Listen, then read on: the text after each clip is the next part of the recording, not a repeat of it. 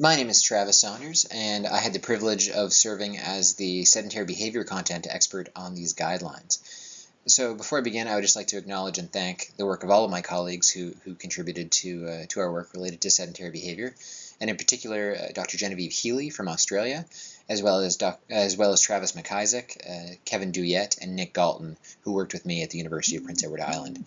And I'm going to be giving an overview of our work in this presentation, but for more details, you can see the citation at the bottom of this slide, as well as the paper by Dr. Bob Ross, which summarized the guidelines themselves, which is in the same supplement.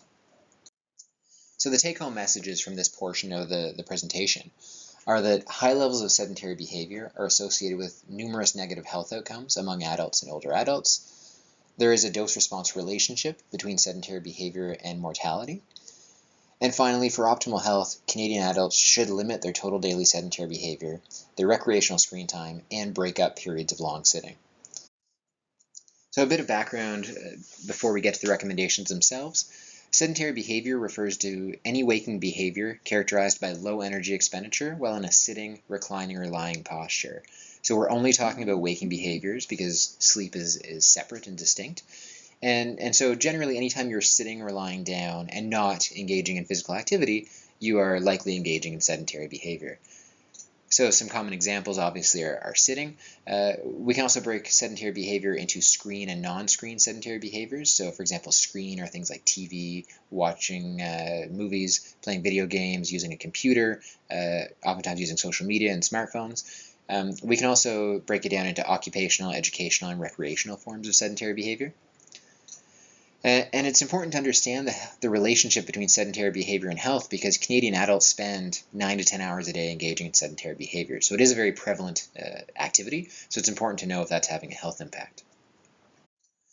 So we looked at 3 sources of evidence when we were creating our recommendations related to sedentary behavior.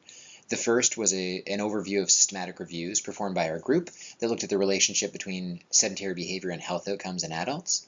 The second was the United States Physical Activity Guidelines Advisory Committee Scientific Report, which also looked at sedentary behavior and a number of health outcomes. And finally, we looked at a number of meta-analyses that looked at the dose response between sedentary behavior and mortality. So the overview of systematic reviews that we created had 2 specific research questions. First, we looked to see what is the relationship between different types of sedentary behavior and health outcomes in adults. And finally, what is the relationship between different patterns of sedentary behavior and health outcomes in adults? So to be eligible to be included in our overview of systematic reviews had to look at apparently healthy community-dwelling adults 18 years of age or older. These systematic reviews had to include some measure of self-reported or objectively measured sedentary behavior. They could compare different levels of sedentary behavior, although that was not required. And finally, they had to look at the relationship between sedentary behavior and one of these health outcomes.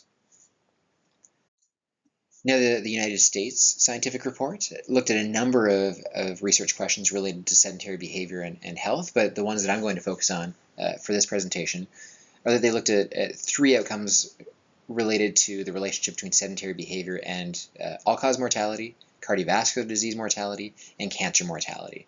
And so we'll look at that specifically in a moment. And so the key findings from the sources of evidence that we looked at were that high levels of sedentary behavior are associated with important negative health outcomes among adults and older adults. We also saw that breaking up or reducing sedentary behavior may have benefits for body composition and markers of cardiometabolic risk. We also saw that there is a dose-response relationship between sedentary behavior and mortality. And finally, the risk of mortality appears to increase more rapidly above a threshold of approximately 8 hours a day of total sedentary behavior and 3 hours a day of daily TV viewing.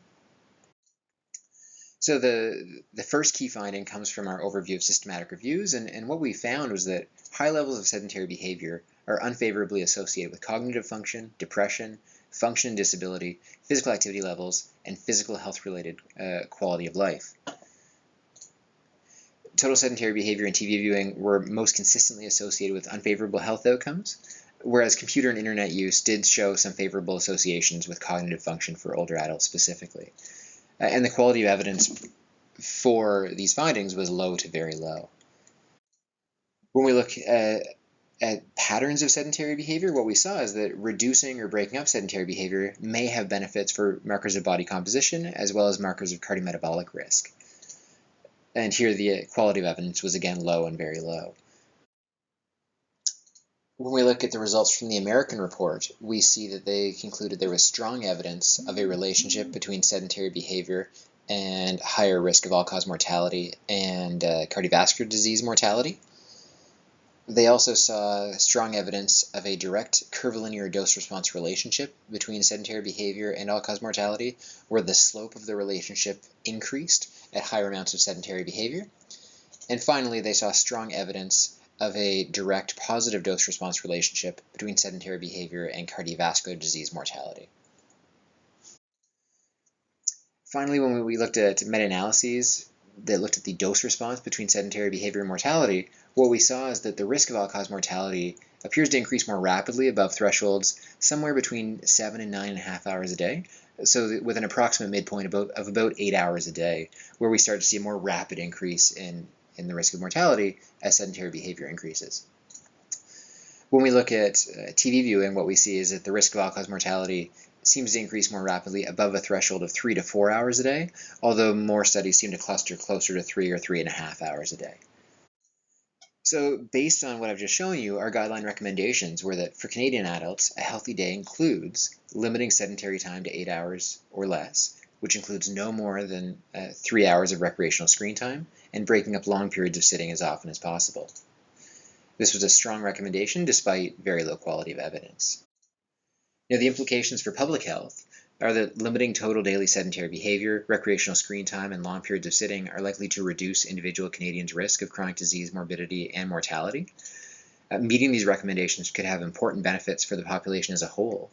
And the likelihood of harm related to these recommendations is low, hence the strong recommendation despite the low quality of evidence.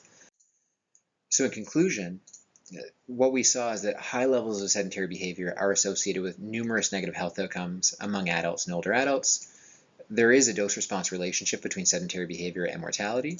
And finally, for optimal health, Canadian adults should limit total daily sedentary behavior and recreational screen time and break up long periods of sitting.